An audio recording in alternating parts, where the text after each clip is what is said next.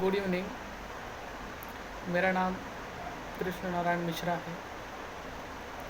तो पिछले कुछ वीडियो में हमने रोबोट के बारे में जानकारी प्राप्त करने की कोशिश की थी और उस वीडियो में मैंने आपको बताया था कि रोबोट का जो परिभाषा है वो क्या है और रोबोट को जो नाम दिया गया है वो किसने दिया और उसकी इतिहास क्या है और डेफिनेशन के कुछ जो तत्व थे उनको हमने अच्छे से पढ़ने की कोशिश की थी। जैसे कि सर्वप्रथम आपको बताना चाहूँगा मैं कि कुछ लोग हैं या बहुत सारे ऐसे लोग हैं जो उनको अभी भी भ्रम है कि वो रोबोट है क्या, रोबोट होते हैं क्या और भविष्य में इनका उपयोग क्या होगा। तो बहुत सारे जो है बोला जाए कि भ्रम लोगों के मन में आते रहते हैं, लेकिन जो रोबोट की परिभाषा है वो परिभाषा निरंतर बदलती रहती है, क्योंकि जो भूतकाल में हमारे जो वैज्ञानिक रिसर्च किए थे, संशोधन किए थे, तो उस संशोधन के अनुसार उनको कुछ ना कुछ एक नया देखने को मिलता है। उस नई प्रक्रिया को ध्यान में रख के तो वह उन परिभाषा में कुछ ना कुछ संशोधन करते रहते हैं। तो इसके बाद मैं बताना चाहूँगा कि जिस साइंटिस्ट ने रोबोट को नाम दिया था, जो वर्ड रोबोट हुआ था, वो साइंटिस्ट थे कौन? तो साइंटिस्ट चेक प्लेराइट कारेल कैपेक थे। उन्होंने 1921 में यह शब्द रोबोट बनाया था, परंतु उनके ये शब्द यही नहीं थे, और भी थे, जैसे रोबोटा चलन कार्य करने वाला रोबोट और रोबोटनिक जिसे सिर्फ भी बोला गया था। लेकिन उनके साथ साथ उनके जो भाई साहब थे जिनका नाम जोसेफ बताया गया है, वो भी इस टर्म को या इस शब्द को बनाने में बहुत ही सहभागी हैं। तो ऐसे निरंतर प्रयोग चलते रहते हैं, कुछ ना कुछ संशोधन होता रहता है और हमारे वैज्ञानिक कहीं कुछ ना कुछ खोज करके उसमें अनेक चीज़ें जो है प्रस्तुत करने की कोशिश करते हैं। तो हम उनके बहुत बड़े आभारी हैं। तो देखा जाए, अगर एक इतिहास के बारे में मैं बात कर लूँ तो यह 3000 साल पहले एक रोबोट जैसा एक बनाया गया था, जिसे बोला जाए तो एक मूर्ति थी। तो वह मूर्ति जो थी वह रोबोट तो हम नहीं बोल सकते हैं, लेकिन उसका जो चलन का तरीका था वो कुछ मनुष्य के सहायता से चलता था।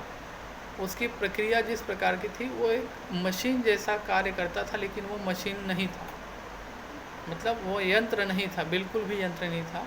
लेकिन यही देखते हुए कहीं ना कहीं लोगों के मन में आया कि हम ऐसे चीज़ें बना सकते हैं। तो अब उन्होंने कुछ ऐसे जंगली जानवरों को भी बनाया था और श्वसन क्रिया में उपयोग आने वाला जो यंत्र है वो बनाया था, वो रबड़ की सहायता से बनाया था।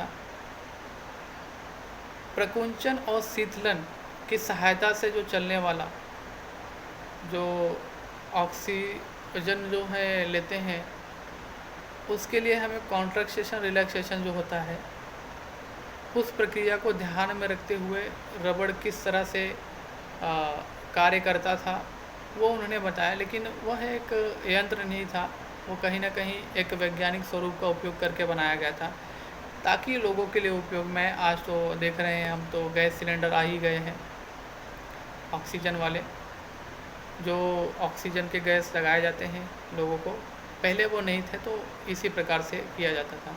अब परिभाषा की बात कर ले तो जो परिभाषा था हमारा रोबोट का, robot is a autonomous system which exists in the physical environment and it can sense its environment, act on it and achieve some goal। तो इसमें अगर देखा जाए तो सबसे पहले जो बात बोली गई है कि एग्जिस्ट इन फिजिकल वर्ल्ड, कहीं ना कहीं वो हमारे वास्तविक जो ब्रह्मांड है, और बोला जाए तो हम जैसे कि हमारे आसपास के जो चीज़ें हैं तो उसके अंदर वो प्रेजेंट होना चाहिए, उपस्थित होना चाहिए। ऐसा नहीं कि वो वर्चुअल है, देखने ऐसे स्क्रीन के ऊपर दिख रहा है, वो हमारे यहाँ पे उस उपस्थित होना चाहिए। तो और उपस्थित होने के साथ साथ जो हमारे देखा जाए परिसर में चलने वाली चीज़ें हैं उनको भी वो ध्यान में रखे। मतलब इट कैन सेंस इन्वायरमेंट, मतलब वो चीज़ों को समझे। अब तो बात कर ले अब रोबोट कैसे समझेगा, एक मशीन है। तो जैसे कि मैं एक छोटा सा एग्जांपल लेना चाहूँगा। जैसे हम कहीं जाते हैं और वो जगह हमारे लिए नई होती है, लेकिन हम पूछते पूछते पहुँच जाते हैं। तो हमने अपना सेंस यूज़ किया, तो अपने सेंस की वजह से पहुँच गए हम, लेकिन आते समय हम कोई सेंस यूज़ नहीं करते। तो जो रोबोट होता है वो भी ऐसा होता है। फर्स्ट उसको कमांड दिए होते हैं कि भाई अगर कहीं पे कोई ऑब्जेक्ट आपके सामने आ गया तो आपको वहीं पे रुक जाना है। तो क्या करता है, वहाँ पे सेंसर्स लगे होते हैं, एक इमीटर होता है, एक डिटेक्टर होता है। इमीटर क्या करता है, लाइट इमिट करता है। डिटेक्टर क्या करता है, डिटेक्ट करता है। तो इमीटर क्या करता है, यहाँ से जो होती है, जो प्रकाश की किरण होती है, यहाँ से वो परिसर में छोड़ देता है। कहीं ना कहीं जब परिसर में कोई वस्तु अगर उसके समक्ष आ गई तो आने के बाद क्या होता है, टकरा के वह वापस आती है, परावर्तित होती है। परावर्तन के बाद जो आई हुई किरण है वो कहीं ना कहीं क्या होता है, हमारे डिटेक्टर के पास आता है। डिटेक्टर डिटेक्ट करता है, डिटेक्ट करने के बाद वह उस अनुसार कार्य करता है। तो अब अनुसार कार्य करता है, ये यहाँ पे आ गया है एक्ट ऑन इट। मतलब जहाँ पे हम अपने इन्फॉर्मेशन के लिए और दस्तावेज, जैसे कोई दस्तावेज नॉर्मल होता है, हम उठाते हैं उसको देखते हैं, उसके अनुसार कार्य करते हैं, वैसे वो क्या करता है, जो इन्फॉर्मेशन उसके पास आती है पहले उसको एक्सेप्ट करता है।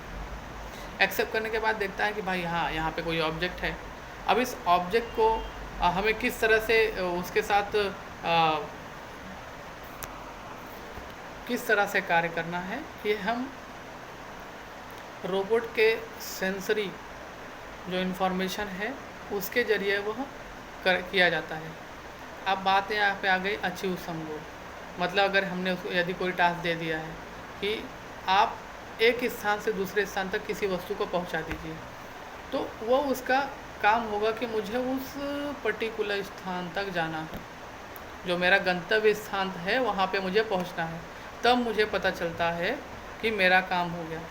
तो इतनी सारी चीज़ें उसमें उपयोग होती है। सबसे पहले सेंसिंग वाला जो पार्ट है, संवेदनशील, हमारे पास संवेदन है लेकिन एक मशीन के अंदर कैसे आएगी, अब ये बहुत ही इम्पॉर्टेंट हो जाता है। तो इसके लिए बहुत सारे सेंसर्स यूज़ किया जाते हैं। बोलने के लिए अलग होता है, ठीक है, और उसके बाद देखने के लिए अलग होता है, सुनने के लिए अलग होता है, सूंघने के लिए अलग होता है। तो ये सारे सेंसर जो होते हैं वो उसके संवेदनशील अंग होते हैं, जो कहीं ना कहीं वो कार्य करते हैं। क्योंकि अगर ये संवेदनशील अंग नहीं रहेंगे तो पर्यावरण में ऐसी चीज़ें हैं, जैसे मनुष्य है, मनुष्य के साथ साथ गाड़ियाँ हैं, कुछ जानवर हैं और वनस्पतियाँ हैं। यदि हमने रोबोट को छोड़ दिया, अब उसको बोला कि भाई ये काम पूरा करके आओ, अभी उसको पता ही नहीं है कि सामने आई हुई वस्तु के साथ टक्कर खाने से बचना है, या कोई मनुष्य उसके सामने आ गए रुकना है, बस कंटिन्यू चले जाना है। तो ऐसे क्या होगा, कहीं ना कहीं क्या होगा, एक देखा जाए तो एक दुर्घटना हो सकता है। तो इसी दुर्घटना को टालने के लिए एक हम लोग जो रोबोट बनाते हैं वो इंटेलिजेंट रोबोट होना चाहिए। अचीव सम गोल के लिए हमारा रोबोट क्या होना चाहिए, इंटेलिजेंट होना चाहिए, ताकि वह अपना टास्क परफॉर्म कर सके, अपने गंतव्य स्थान तक पहुंच सके। नहीं तो क्या होगा, अगर एक दुर्घटना हो गई तो हमारा बनाया हुआ रोबोट भी क्या होगा, दुर्घटनाग्रस्त हो जाएगा और हमारी मेहनत भी क्या होगी, वहाँ पे बर्बाद हो जाएगी। तो जो रोबोट है वो एक बोला जाए ना, एक सच्चा रोबोट होने के लिए उसमें ये सब चीज़ें होनी चाहिए। क्योंकि सिमुलेटेड रोबोट जो होता है उसमें क्या होती है, बहुत सारी जानकारी पहले से भर दी जाती है और वो अपने आप चलता है। तो एक सिंपल सा एग्जांपल आपने बहुत सुना होगा कि ऑटो पायलट ड्राइविंग, मतलब ड्राइविंग मोड ऑन है, अपने आप चल रहा है, सब कुछ अपने आप मैनेज कर रहा है। तो एक बेसिक एग्जांपल है, और मैं एग्जांपल आपको नेक्स्ट वीडियो में बताऊंगा, ठीक है। तो जो डाउट होगा आप कमेंट बॉक्स में डाल सकते हैं।